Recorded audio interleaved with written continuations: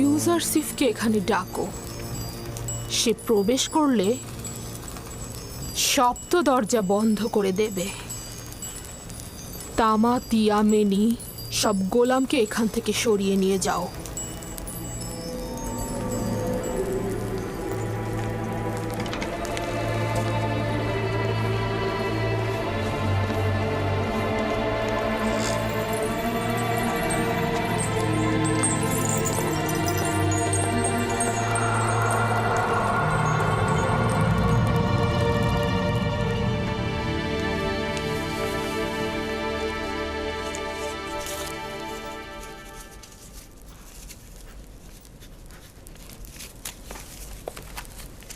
বানু জুলেখা আপনাকে তলব করেছেন।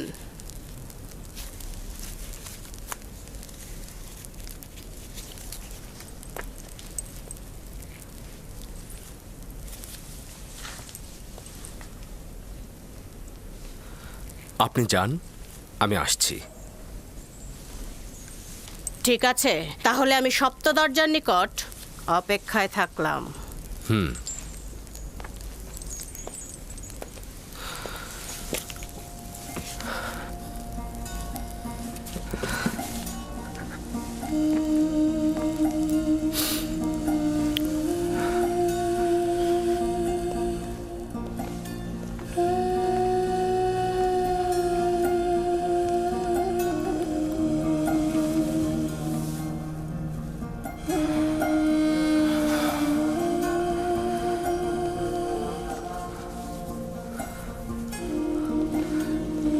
হে খোদা, আমাকে একা ছেড়ে দিও না। তুমি ছাড়া আমার আর কেউ নেই।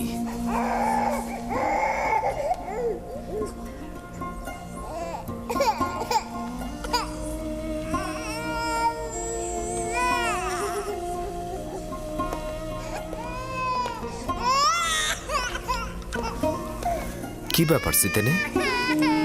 কিসেন আবার কেন এইভাবে কান্না করছে? আমি জানি না কি হয়েছে ওর। আমার মনে হয় আপনার ছোঁয়া পেলেও শান্ত হয়ে যাবে। কি হলো, শান্ত হচ্ছে না কেন?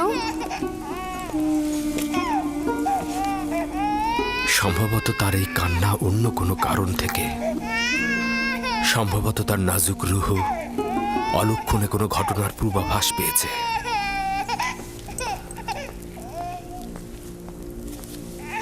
অলক্ষণে ঘটনা? কিসের ইঙ্গিত করে গেল? কিসেন কি তাহলে সেই কারণেই কান্না করে যাচ্ছে?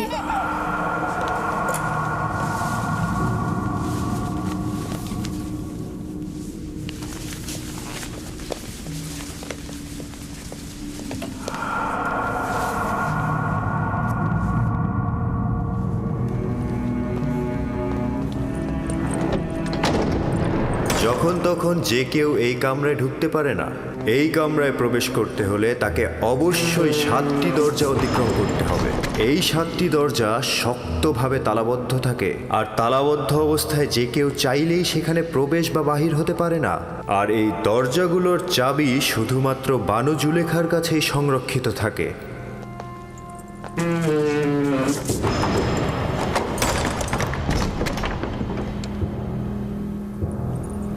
বানু জুলেখার আদেশ।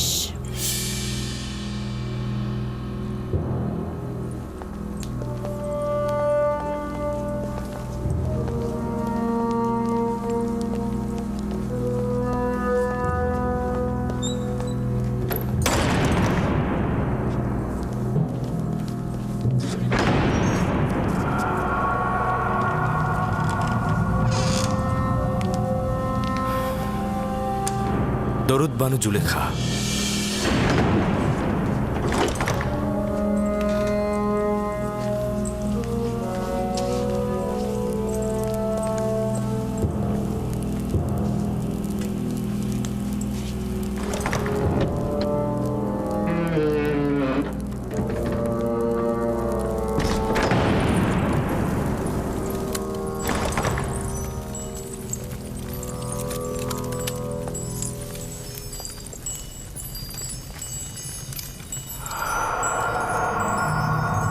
তুই অবগত রয়েছিস যে তুই আমার গোলাম? জি আমার বানু। এবং জানিস যে একজন গোলাম অবশ্যই তার মালিকের প্রতি আনুগত্য প্রকাশ করবে। এখন পর্যন্ত কোনো অবাধ্যতা দেখেছেন কি?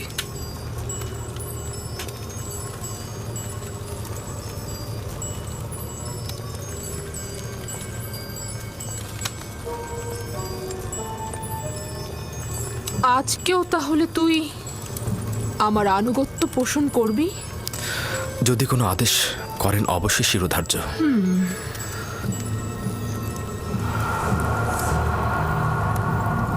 আজকে আমি নিজেকে তোর জন্য প্রস্তুত করেছি। খোদা তোমার কাছে পানা চাই। আপনি আমার কাছে কি চাচ্ছেন? খেয়ানত কি? আমি তো বলেছি আপনার কাছে সারা জীবন অনুগত থাকবো আমি, কিন্তু অনুগত আর বিশ্বাসের খেয়ানতের মধ্যে ভিন্নতা রয়েছে। আপনি আমার কাছে কি চাচ্ছেন? আমি তোর কাছে তোকে চাই। আপনার প্রতিদেবতার কাছে আমি বিশ্বস্ত। তিনি আমাকে মহব্বত করেন, তিনি আমাকে উন্নত স্থান দিয়েছেন, তার বিশ্বাসে খেয়ানত করব। আমাকে মহব্বত প্রকাশ করলে তাতে আমি তো খেয়ানতের কিছু দেখছি না। আমি আপনারও আপনার স্বামীর কাছে কৃতজ্ঞতা জ্ঞাপন করছি, কিন্তু তার মানে তো এই নয় আপনার মহব্বতের প্রতিদান দিতে গিয়ে আমি গুনার সাগরে ডুবে যাই। তুই আমার কাছে ঋণী, অবশ্যই তুই আমার মহব্বতের প্রতিদান দিবি, এবং একজন গোলাম হিসেবে তুই বাধ্য আমার আনুগত্য পোষণ করতে। যিনি আপনাদের দয়া আমার উপর বর্ষণে সাহায্য করেছেন তিনি হচ্ছেন আমার খোদা। সে কারণে আমি আপনাদের চাইতে বেশি এবং আপনাদের থেকে পূর্বে তার কাছে ঋণী। আমি নিজেকে ইজ্জতের তুঙ্গ থেকে তুচ্ছ অবস্থানে নিয়ে এসেছি যাতে তোকে হস্তগত করতে পারি। আমি অধিকার ছাড়বো না। আমি আমার ঈমান ও নিজস্ব চরিত্রকে সাময়িক কামনা বাসনার কাছে বিসর্জন করব না। আমি আর তুমি ছাড়া এই ঘটনা কেউ জানবে না। কিন্তু খোদাবন্দের নজর থেকে এটা আপনি কি করে গোপন করবেন? ও, তাহলে খোদাকে নিয়ে এত ভয়? আমিও তার কাছে লজ্জিত। এটা তো কোনো ব্যাপারই না। তোমার দৃষ্টি সহ্য করতে পারবো না। আমাকে ক্ষমা করো হে মহান আমুন। সে আর আমাদের গুনার সাক্ষী নয়। আমার ভয় মহাপরাক্রমশালী ও প্রখর দৃষ্টি সম্পন্ন খোদায়। ওই হাতে তৈরি আমুনকে ভয় পাওয়া তো অজ্ঞতা ও মূর্খতা ছাড়া আর কিছুই নয়। তুই আমাকে অজ্ঞ ও মূর্খ বললি?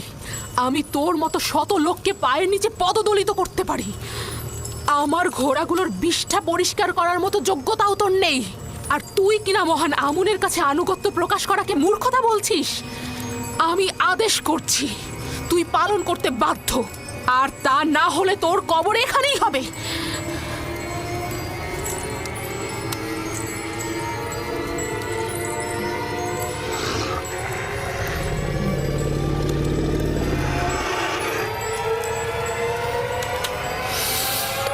আপনার ফরমান তো আমি ততক্ষণই মানব যতক্ষণ আমার একাত্মবাদী খোদার ফরমানে কোনো ক্ষতি না হয়।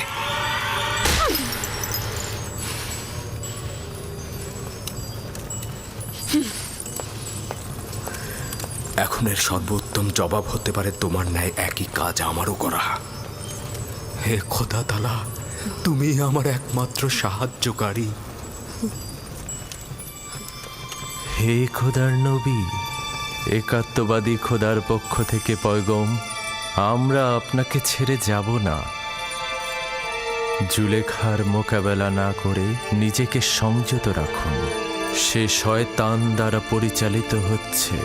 যেহেতু ইউসুফ তার কামনার প্রতি আনুগত্য করছে না, তাই সে জবরদস্তির আশ্রয় নিয়েছে। সে ক্রমাগত কৌশল করে যাচ্ছে। এটা শয়তানেরই ফাঁদ। পেছনের দরজা দিয়ে প্রস্থান করুন।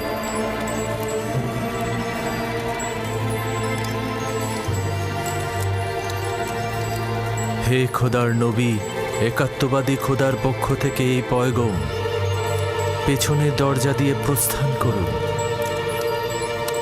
প্রস্থান করুন। পালাবার পথ নেই, তুমি বাধ্য আনুগত্য স্বীকার করতে।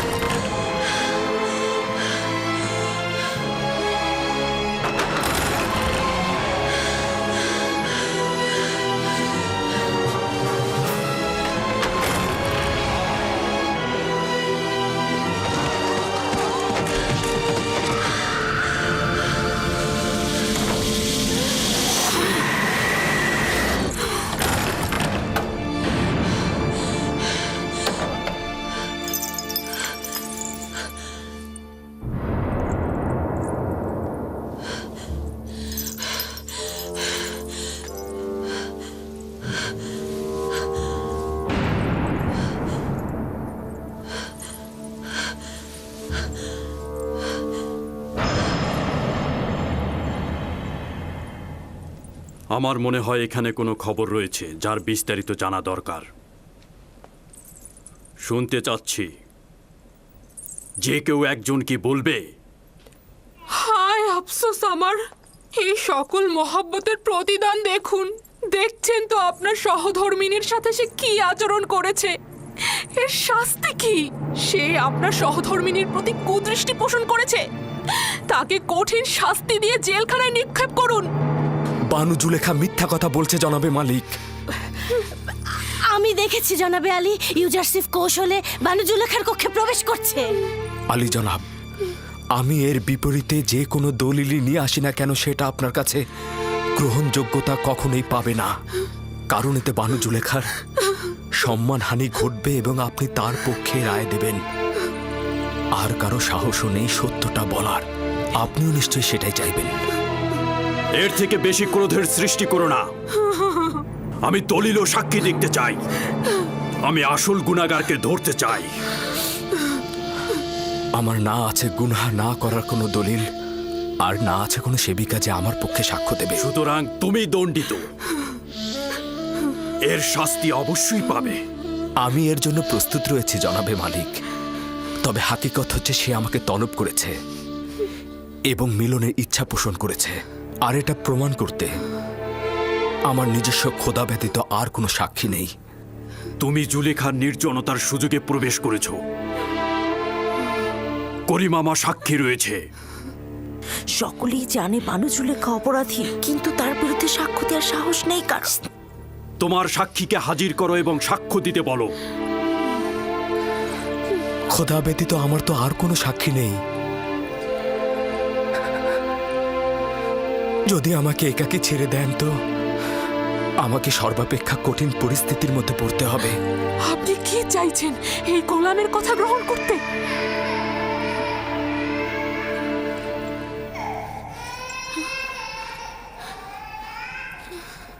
যদি নিজেকে নিষ্পাপ প্রমাণ করতে না পারো, তাহলে এই মুহূর্তে প্রাণ বিসর্জন দেওয়ার জন্য প্রস্তুত হও। জনাবে আলী, আমি নিজে দেখেছি ইউজারসিফ রাজমহলের দিকে আসছিল। আসবার পথে সে বাচ্চাটির সঙ্গে খেলা করে এবং তারপর কৌশলে এই সপ্ত দরজা দিয়ে ঢুকে একটা একটা করে দরজা বন্ধ করছিল। আমি নিজের কক্ষে বিশ্রামরত অবস্থায় ছিলাম। তাকে নিজের শিয়রে দেখে চিৎকার করে সাহায্য চাইছিলাম, আর তখন সে পালাতে লাগলো। রুদামনকে এখানে ডাকো। ইউজারসিফের উচিত এখানেই শাস্তি পাওয়া।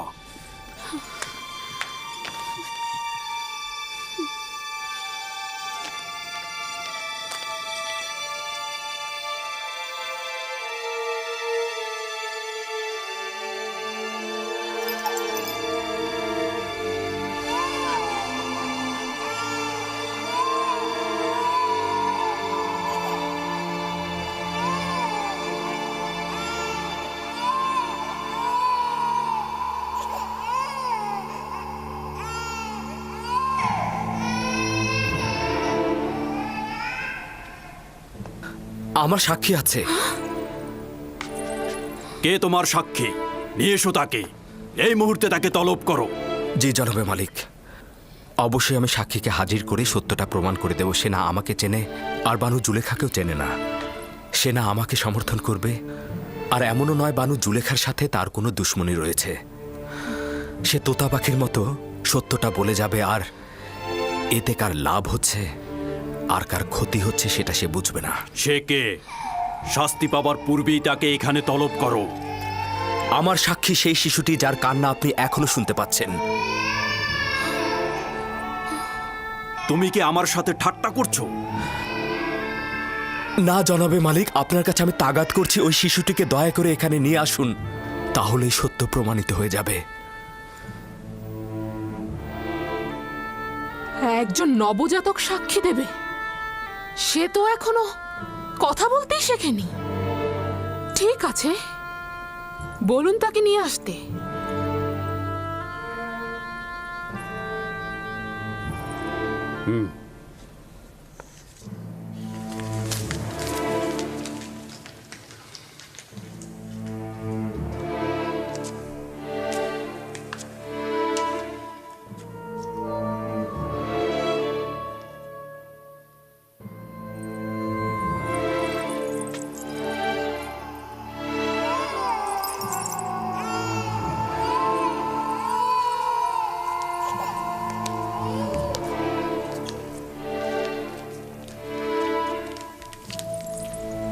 দরুদ আলী জনাব পুতিফার। সে আমার ফুফাতো বোন সিতেনে এবং তার সন্তান কিসেন। বলো তাকে সাক্ষী দিতে। কিসেনের কথা বলো। যা তোমাকে খোদাতালা শিক্ষা দিয়েছে তা তুমি এখানে বলো।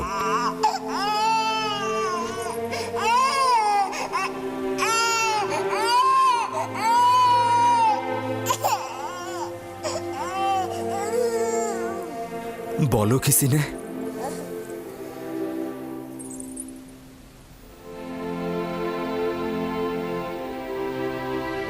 একাত্মবাদী খোদার ফরমানে তার একটি বাক্য বলবো। পিরান সামনের দিক থেকে ছেঁড়া থাকলে জুলেখা নিষ্পাপ, ইউসুফ গুনাহগার। আর যদি পিরান পেছনের দিক থেকে ছেঁড়া থাকে তবে জুলেখা পাপী, ইউসুফ নিষ্পাপ।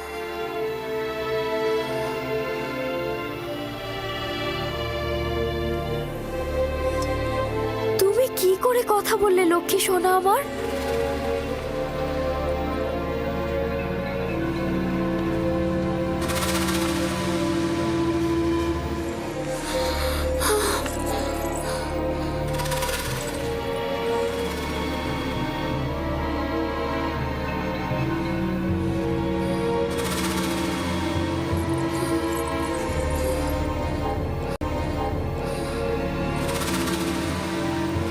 তুমি নিজের কান্না দ্বারা আমাকে ধোঁকা দিতে চেয়েছিলে।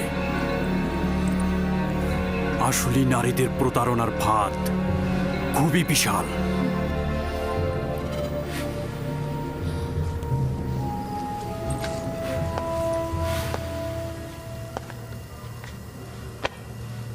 আমি যে অপবাদ তোমাকে দিয়েছি তার জন্য ক্ষমা চাচ্ছি। আশা করছি আমাকে আর জুলেখাকে ক্ষমা করবে এবং এই ঘটনা সব সময়ের জন্য গোপন রাখবে।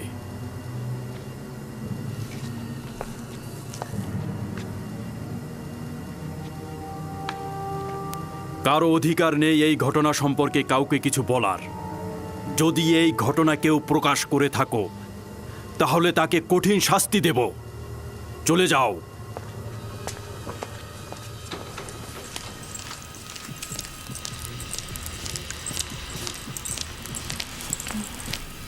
কি ঘটলো আমি তো কিছুই বুঝলাম না। একটা শিশু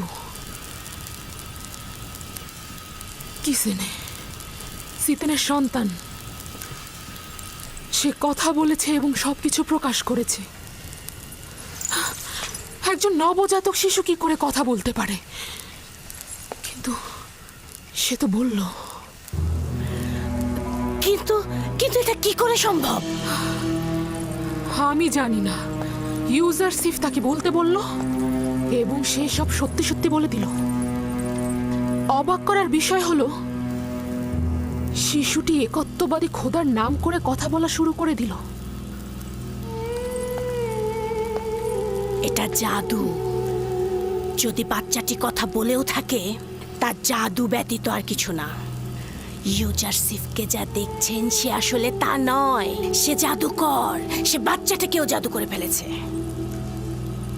আমার বিপক্ষে কারো সাক্ষী দেওয়ার সাহসী ছিল না, শুধুমাত্র এই শিশুটি। বানু, সে জাদুকর। সে জাদুকর এবং সে সবাইকে জাদু করে ফেলেছে। আমি বন্ধ করো কারি মামা।